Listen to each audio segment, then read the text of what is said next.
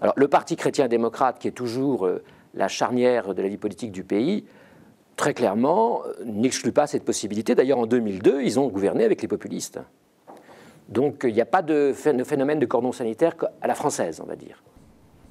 Donc, cela dit, justement, l'avantage ou l'inconvénient, comme on voudra, d'une élection à la proportionnelle intégrale à un tour, c'est que plusieurs formes de coalition sont possibles et qu'on peut imaginer plusieurs formes sans les populistes, puisqu'ils n'auront, dans le meilleur des cas, enfin, sauf encore assassinat politique ou autre chose, dans le meilleur des cas, ils auront 25 à 30 députés, et donc sur 150. Donc de toute façon, il y aura d'autres combinaisons possibles.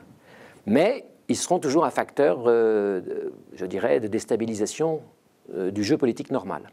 Moi, je ne suis pas du tout un prophète d'Apocalypse. Je ne pense pas du tout que les Pays-Bas sont menacés ni par une révolution, ni par une contre-révolution. Il y a des forces de stabilité qui sont encore considérables, à commencer par la monarchie. Et puis finalement, il n'y a pas un rejet massif du politique, massif, je dis bien du politique, et on n'atteint pas les taux d'abstention qu'on connaît dans d'autres pays que je ne nommerai pas. Mais il y a quand on fait les sondages, il y a quand même une adhérence, une adhésion et une loyauté politique vis-à-vis des institutions en général qui est plus forte que dans les pays d'Europe du Sud.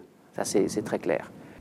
Mais il y a, et ça c'est nouveau, un noyau, j'appelle le noyau dur de la rébellion, et ça n'existait pas avant, c'est-à-dire qu'on a une partie de la population, alors tous les chiffres sont possibles, mais on va dire autour d'un cinquième à un quart de la population, qui est sortie du jeu traditionnel, c'est-à-dire qui ne se reconnaît pas dans la vie politique, qui ne se reconnaît pas, y compris dans les liens sociaux traditionnels du pays, les églises, les associations, qui est extrêmement, extrêmement vivante, des gens un peu qui disent non à tout, et qui sont un petit peu en déracinement social et politique complet. Et ça, c'est évidemment le terreau du populisme.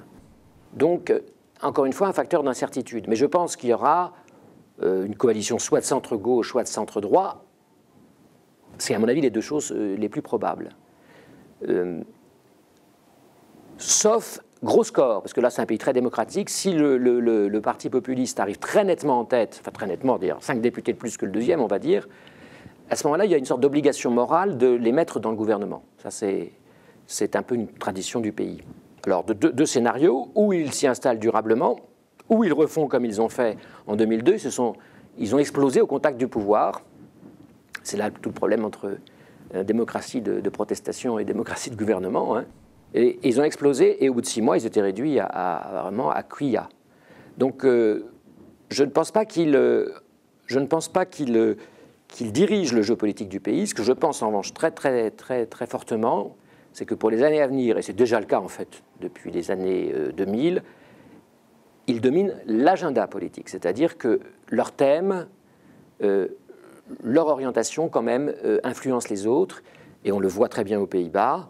Un seul domaine, le domaine de l'immigration, et moi je suis toujours étonné que c'est un fait qu'on ne mentionne jamais dans le débat public néerlandais, que ce pays, qui était donc un pays très important d'immigration jusqu'aux années 2000, avec vraiment un flux d'immigration, notamment d'asile politique considérable, ce pays est devenu un pays d'émigration. C'est-à-dire qu'il y a maintenant plus de gens qui quittent le pays que de gens qui y rentrent. Ce n'est pas énormément, beaucoup plus.